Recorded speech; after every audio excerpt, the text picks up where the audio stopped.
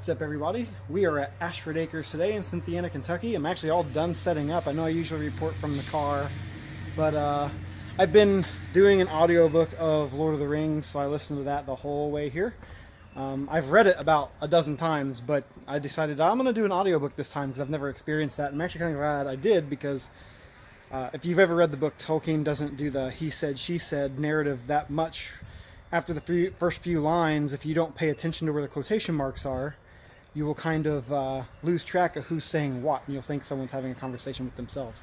So it's actually been kind of nice doing an audiobook, especially if this particular reader does impressions of each character, so it's pretty cool. Anyway, way off topic. We're doing a wedding today. This is actually the very first wedding I booked here at Ashford Acres well over a year ago, and I've just snagged 4 more on top of it as the year went rolling. So awesome setup. I think I sent them some designs of floor plans I had made for the tent setups, and I think they actually did it this time, and it looks awesome. Dance floor directly in the middle, head table in the middle makes them the centerpiece, and then I'm directly across from them, which is ideal. To have line of sight with the bride and groom is kind of a good thing when you are doing these kinds of events, no matter what kind of setup you're in, whether you're in a banquet hall or outdoors in a tent or whatever.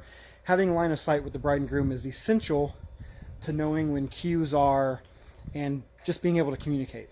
So love it, love it, love it. Last time we were here, that was really disgusting when it came to how the wires were. So I did a little bit of mischief managed and did some cable management for them. Not perfect, but definitely better than what it was. Not hanging everywhere. Let me swing around here and show you what all I've got. All right, so I've got the table. And I've got 2 InnoPocket Spot twins on there. Makes for a pretty dramatic light show for such a simple little setup.